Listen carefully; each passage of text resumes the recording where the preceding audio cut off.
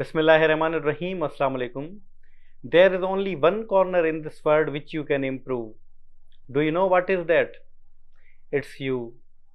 सिर्फ आप ही हैं जो अपने आप पर कंट्रोल कर सकते हैं. You are the internal person. You know you. I don't know you. सिर्फ आप ही हैं जो अपने आप पर काबू पा सकते हैं.